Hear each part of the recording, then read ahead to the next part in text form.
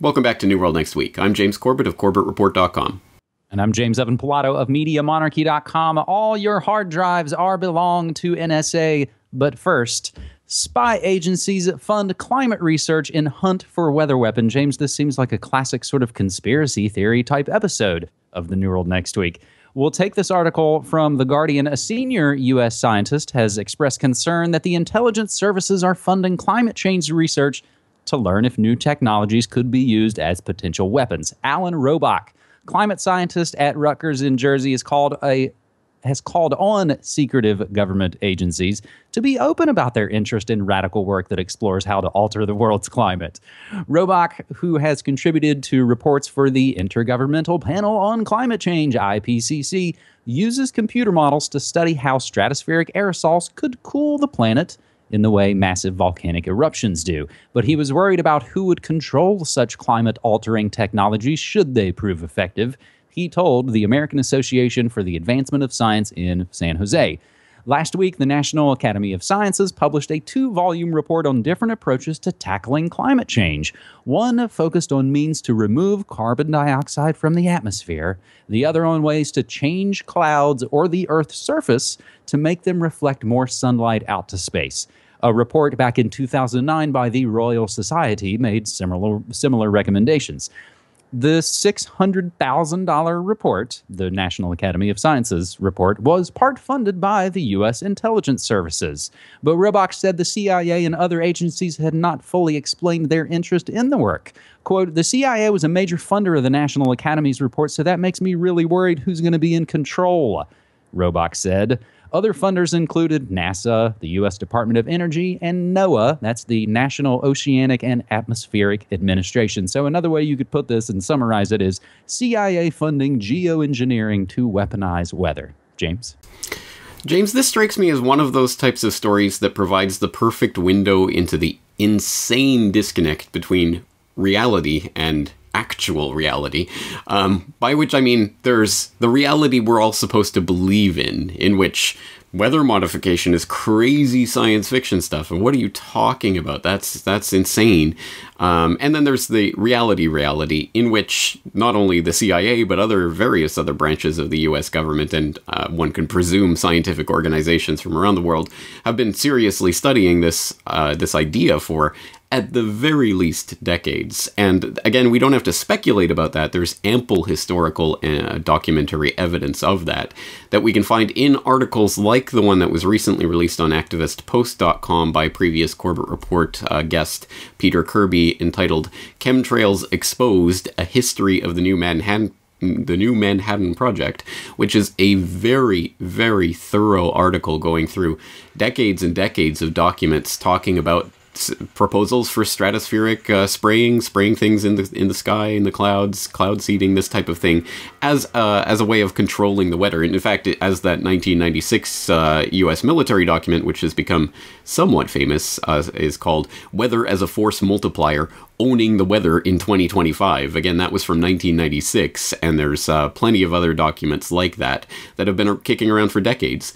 It makes perfect sense that the CIA and every other branch of the US government and military would be extremely interested in this technology and would presumably be working on it, and presumably in secret, because they don't want other countries to know about that research. So why on earth should it surprise us that the CIA is suddenly always so interested in climate change and these ideas and funding all of these projects? Of course they have a vested interest in this, but you're not supposed to believe that, because that's crazy talk, right?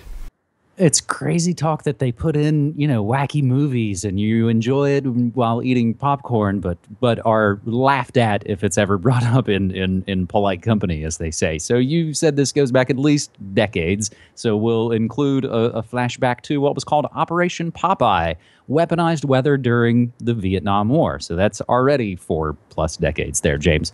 One last related, I think, sets up our second story this week quite well, but it still relates back to the weather weaponization. And it's from Zero Hedge. CIA accuses Russia of manipulating the world's weather. So within this report, you see a sort of he said, she said, they're doing it, so we should too, and the back and the forth. So I find that a really interesting, again, James, I think is each week we sort of lay out I think the context, but we also sort of come back again and again to sort of the main big devils, if you will. And a lot of time, it's the big boogeyman of the West, where the great Satan and Putin, and other times he's looked at as a rock star or not. And again, we're left with no real leaders to look up to. So having said that, James, we'll move to our second story this week, and we'll take it from Zero Hedge. Moscow-based security firm reveals biggest NSA-based backdoor exploit ever. Since 2001, a group of hackers dubbed the Equation Group by researchers from Moscow-based Kaspersky Lab have infected computers in at least 42 countries: Iran, Russia, Pakistan, Afghanistan, India, Syria, with the most infected. In what Ars Technica calls, quote, superhuman technical feats, indicating extraordinary skill and unlimited resources. These exploits, including the prized technique of creating a secret storage vault that survives military-grade disk wiping and reformatting, and it covers every hard drive manufacturer and have many similar characteristics to the infamous NSA-led Stuxnet virus. So, according to Kaspersky, the spies made a technological breakthrough by figuring out how to lodge malicious software in the obscure code called firmware. Folks have probably run into that before, and it's the kind of thing I think novice or average computer users will run into and go, oh, geez, that's over my head. I'm not going to mess with that. So, firmware, it launches every time the computer's turned on. Disk drive firmware viewed by spies and cybersecurity experts as the second most valuable real estate on a computer for a hacker, second only to the BIOS code, which is invoked automatically every time a computer boots up. Lead Kaspersky researcher Kostin Ryu said in an interview, quote, the hardware will be able to infect the computer over and over. Kaspersky's reconstructions of the spying program show that they could work in disk drives sold by more than a dozen companies, comprising essentially the entire market. They include, as I keep showing you, Western Digital, Seagate, Toshiba, IBM, Micron, Samsung, and more.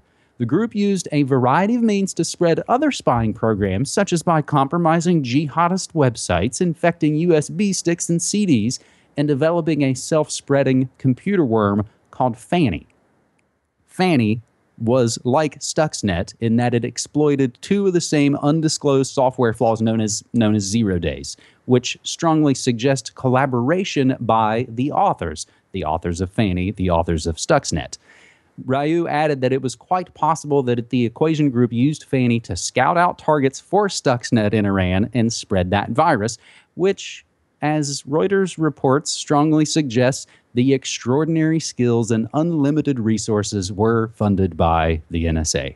James, this has been a pretty massive story this week, and a lot to go through. And again, like we'll always say, we leave all the notes, we give you all the links, so you have to go do more research for yourself. But it's interesting how even in the description, we go from talking about compromising jihadist websites, which sounds like, oh, we're doing it to fight the terrorist, and it's also on your hard drive that's on your desk to hold some crappy MP3s, James. Exactly right, and think of that range of activities that are made possible by these types of hacks, and let's tie that in with a completely different story that's also being reported at the moment. Bank hackers steal millions via malware. Talking about the same Kaspersky lab that was investigating what is being called one of the greatest bank heists in history, although no one even knew it was happening when it was happening. Basically, talking about this cyber gang that managed to inject malware into various banking computer systems in multiple financial institutions around the world, but mostly in Russia, interestingly. And basically, they were able to pilfer hundreds of millions, maybe as much as $1 billion out the back door of these banks without the banks even really knowing what was happening when it was happening. A pretty amazing thing to achieve, and if you read about how that was done and the type of operation, I mean, this was not just some script kiddies, this was a very, very detailed and complex operation, and we've talked about it before, let's talk about it again. In this world of cyber terrorism and cyber false flags and cyber criminals, again, the only information we have about these attacks is what the authorities will release about them. And again, how do we know that that type of banking heist that was going on behind the scenes wasn't being perpetrated by someone in the NSA or some other shadowy agency like that, maybe in the US or any other agency around the world, in order to fund black ops operations in other fields or whatever? Again, all of this is completely, I mean, they can say that it's some sort of Russian mafia thing or something, but again, how do we know that at all? This just opens up that huge box. And if this type of story, talking about the equation group and what they've been doing, does anything at all, I hope it at least undermines the faith that unfortunately a lot of people still have in these big tech giant companies that, oh, if you buy, you know, whatever, Western Digital or Toshiba or something, well, this is going to be sound and safe. No, maybe it has hidden backdoors and things implanted in it, and you don't really know about that. So if it does anything, I hope it gets us to decentralize a little bit and start thinking about how we have to actually start creating our own alternative options and start going with other things that are completely off of the radar of these types of hacks, like Raspberry Pis and things, to try to create an alternative infrastructure that we've talked about a lot. But again, that's the only way to move forward with this, rather than consolidating all this control in the hands of a few tech giants that are really working hand in hand with the NSA anyway. We'll include a PDF, a handy-dandy questions and answers breakdown on the equation group. And James, even as we're talking about this, they're acknowledging the fact that our Western intelligence services are knowingly hacking and attacking other sovereign nations. But yet 2 months ago, we were all wringing our hands and freaking out about the Sony hack and oh my God, and the sky is falling. And even today, as we're talking, James, we've got Barry Soetoro going on television talking about we're going to go to war against ISIS, the guys we funded and created to fight those other enemies. And the fake left is for it, and the fake right is for it, and the fake press is all about promoting it. And I think hopefully in some way we'll try and be and continue to be some kind of antidote to that, James. Let's move to story 3 as I'll get worked up. And in a way, I think we've continued to try and do good news. And I think that's a way that we distinguish ourselves from a lot of the noise and a lot of the garbage going on. So a nice way to kick off our good news notes on this week, you can now find out if U.S. spies passed on your data to U.K. spies. So following a landmark U.K. decision ruling certain mass surveillance practices were illegal, a privacy group has simplified the process of demanding to know if your rights were violated. James, you're able to petition the court to find out if you've been spied upon. Were you going to fill it out? I'm not sure how amazingly good that news is. I mean, I guess it's a step forward, but I'd prefer to see more fundamental changes going on. But yes, I mean, I suppose we can now at least know about a little bit more about how we're being spied on, which again will hopefully wake up a few more people. Let me throw a couple other good news next week notes at you. See if you like these better. More Icelandic bankers are going to jail. How about that? I very much like the idea of that. When you look into the story, you find out that it's these 4 bankers associated with this shady deal where basically a bank was trying to cover up the fact that it was trying to do some stock manipulation of itself, and so these guys got about 4 or 5 years jail, something like that, each. And it's not enough, not nearly enough, given the scope of what's happened. But at the very least, Iceland is prosecuting its banksters. Hey, rest of the world, here's an example. It can be done. So here's some other good news notes, James. Croatia to write off debt for its poorest. Marijuana legalization proposal advances here in the U.S. in the state of New Mexico.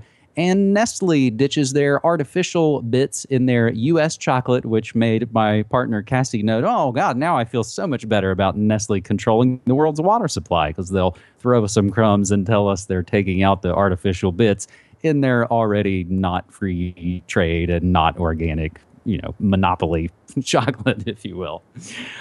Columnist resigns from the Telegraph stating, quote, The coverage of HSBC in Britain's Daily Telegraph is a fraud on its readers. And James, a lot of these good news stories, in a way, are follow-ups and updates to stories that we do follow week in, week out for folks here on New World Next Week. And just the last thing I want to note, it's been kind of an interesting day here in Oregon as we've had our governor resigned last Friday, the 13th.